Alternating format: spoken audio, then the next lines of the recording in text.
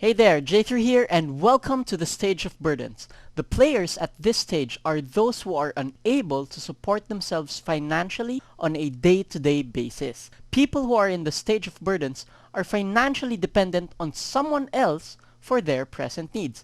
There are a variety of groups at this stage, and they are: first, students, because they are still dependent on their parents or relatives for their day-to-day allowance.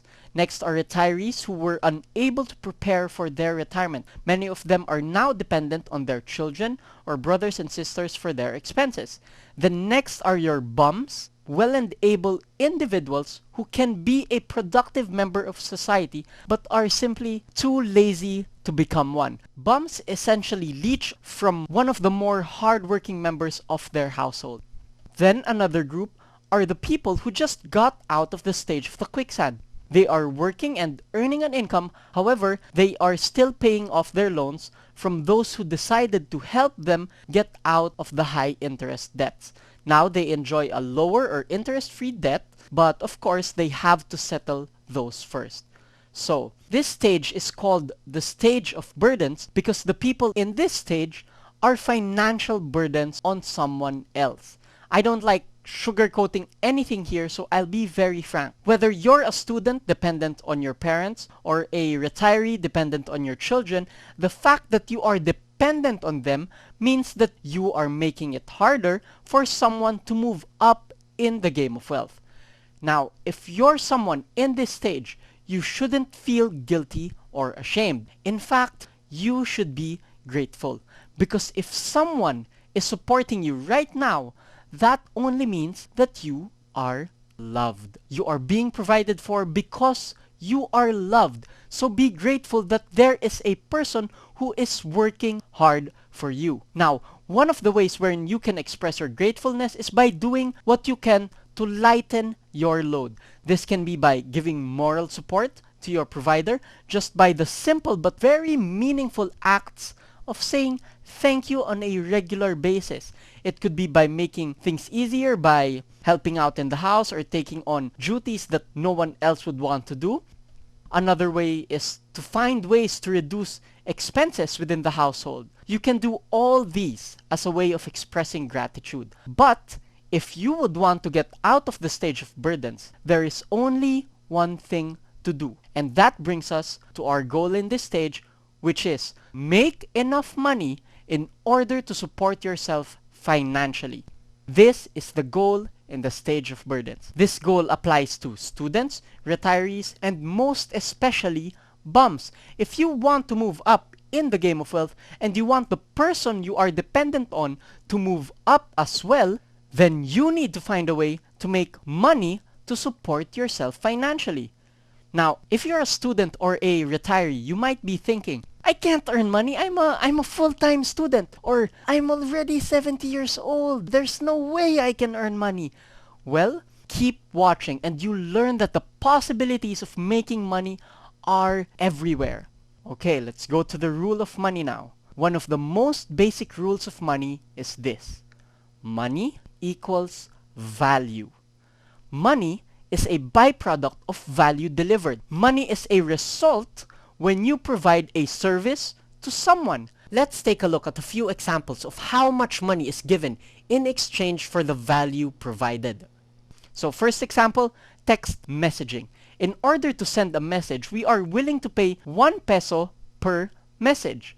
This is the value of communication. Now, since everyone today sends text messages, that's the reason why GoW and Smart are making millions, if not billions of pesos, because they provide a very simple value, but they provide it to millions of Filipinos.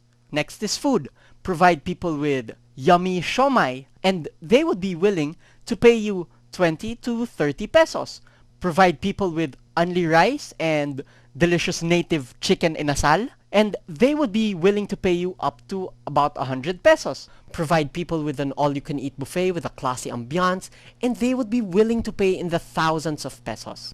Next example is we have jobs. Call center agents answer the queries of giant corporations, and for that service, they receive 20,000 to 30,000 a month. Construction workers provide their contractors with their physical strength and skills to build whatever needs to be built, and they are rewarded with around 300 to 500 a day.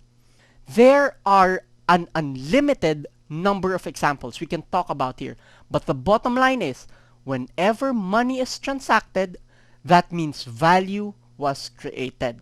Money equals value. From this, we can say that if you want more money to come into your life, then you have to provide more value. Now, before we go into the detail of how to provide more value to others, I would just like to clarify the two exceptions to this rule of money equals value. There are only two cases wherein there is a mismatch with the money received to the value provided. The first case is what you call love. People give money to other people even if there's nothing in it for them because of love. Parents provide for their children because they love their children. Doctors go on medical missions and provide their professional services worth thousands and thousands of pesos for free because of love. Philanthropists donate their money to people who won't be able to do anything for them, and that's because of love. Now, the second case where money and value is a mismatch is the opposite of love, and that is what you call corruption. When you take money that you don't deserve, that is corruption. Or when you get something of value that you didn't pay for, that is also corruption. Unfortunately, corruption exists in all levels of our society. But let's not let that ruin the game for us. So let's not talk about corruption any further.